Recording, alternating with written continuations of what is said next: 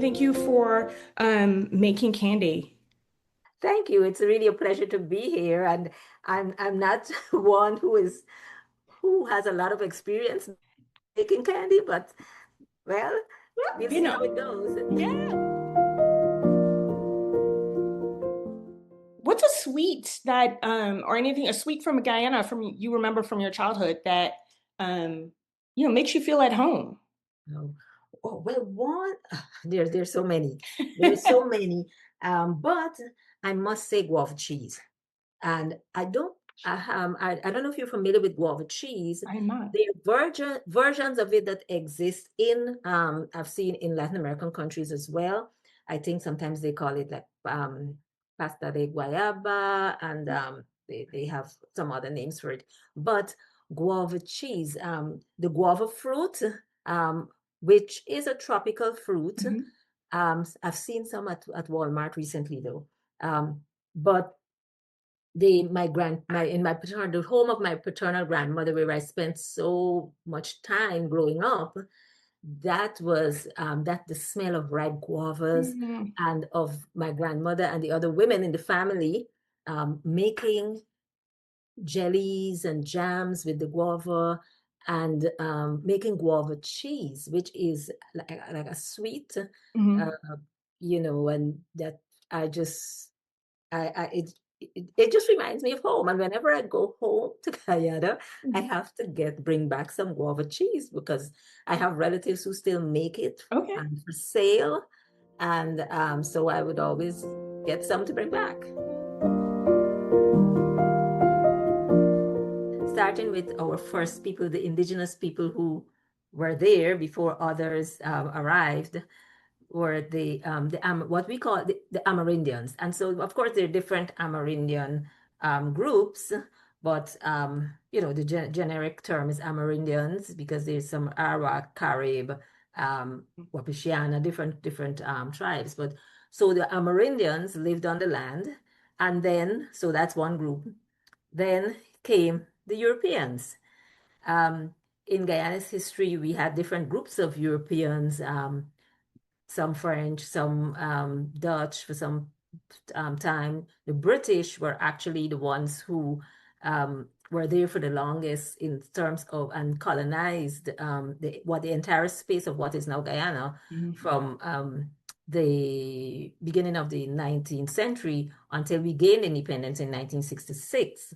So so we have the Amerindians, the Europeans. Of course, the Europeans needed manpower, Mhm. and so they imported and enslaved Africans.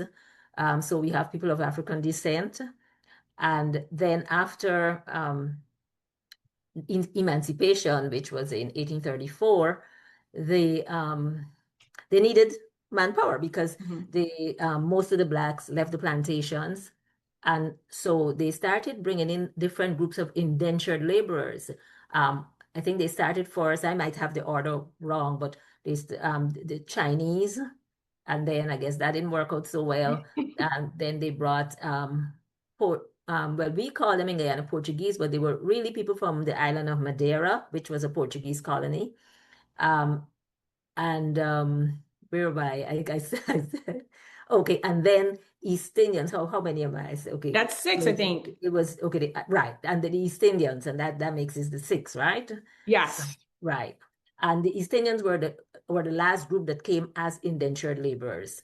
So Okay. so the six peoples are those groups, and of course you have intermingling and intermarrying. So we have we have people who are mixed with all our, some of those. One of the things that I think our political leaders did for Guyanese right after independence was they really try to forge a national identity.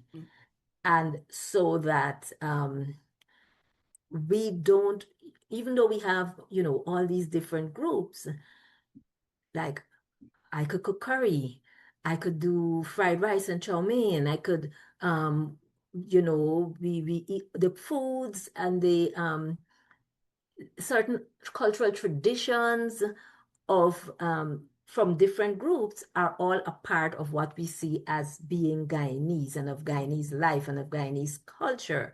So that they, that was one aspect of how they did it. And of course, through things like national songs and so on. And one of the things they did too was that they tried to recognize those major groups.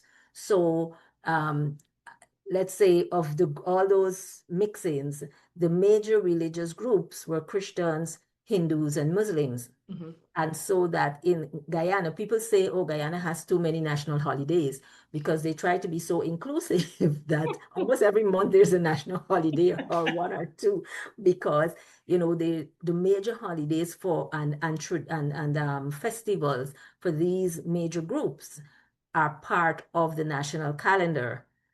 And what you find is that lots of times, generally people of regardless of your race, you participate. People generally participate in these, and it's just I give you one example. The Hindus have something they call Holi or Pagwa, where they throw like colored water and so Yeah. on.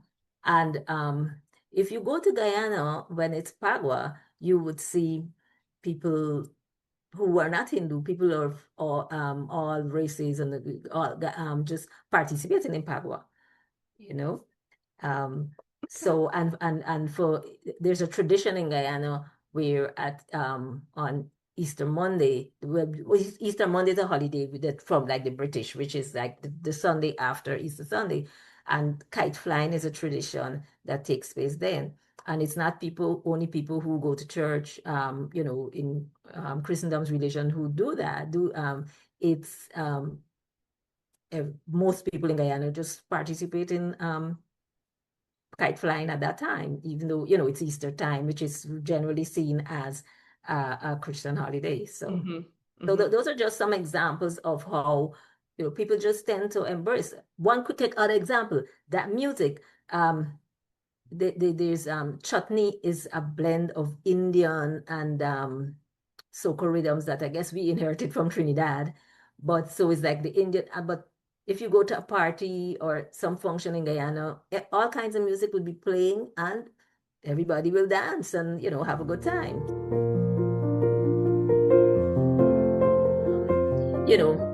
I'm not an expert on food and food waste, but as you know, we've actually really incorporated different um, dishes, snacks, pastries, sweet treats from the various ethnic groups in our cuisine.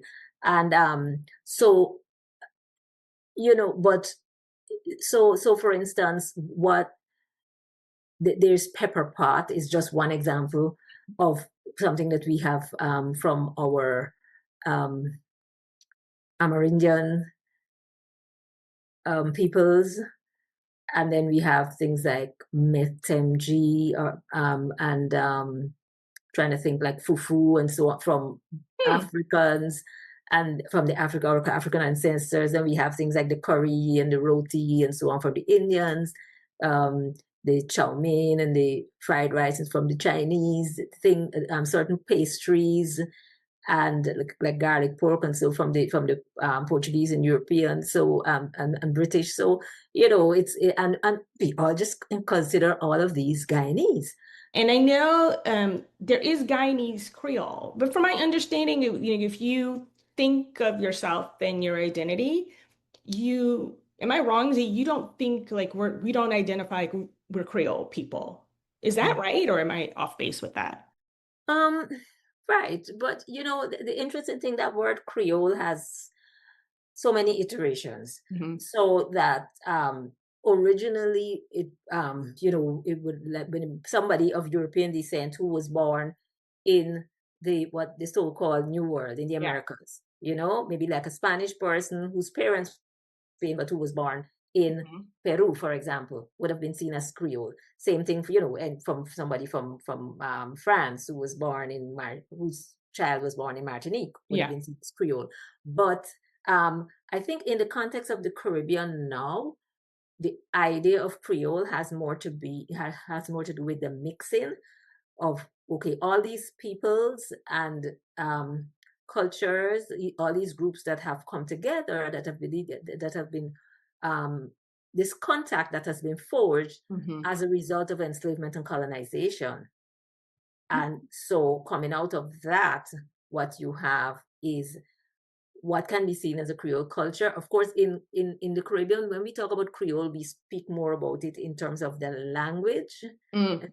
Creole language, but the idea of Creole culture really, I think, could be seen. And sometimes people talk about, oh, this is a real Creole food, but I think it's an idea of that mixing that is a part of how we see ourselves, as a result of these contacts that, Yeah. all these groups that have had to exist in this space Okay. from diverse places. But I Yeah. also I know with the work that you're doing with our culture to the world, um, what lessons have you learned in the work that you're doing? And maybe you want to tell people about our culture to the world and what you're doing with that.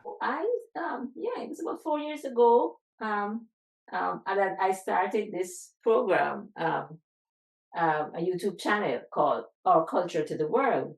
And one of the, excuse me, let me just put a little bit of water in this pot. Um,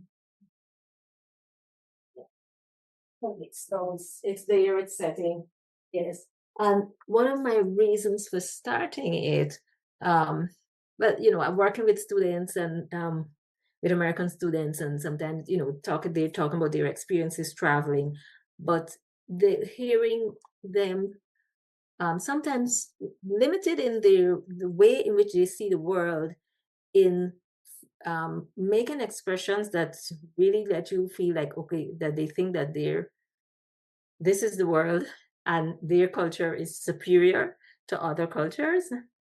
And so I thought it would be a good public education program to Mhm. help people to see, to really learn to appreciate other cultures, learn more about other cultures. And I had mainly, most of the people I've spoken to so far are people who live outside or have lived outside of their home country for some time.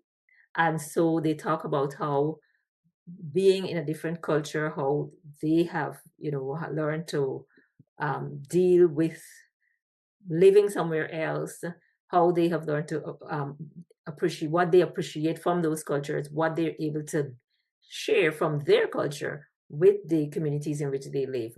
And lots of times there are things we see that there's so much that we are more we're so much more alike rather than we're different and, and Mm. and really to help us to see that we may do things differently, but it doesn't mean that one is better than the other.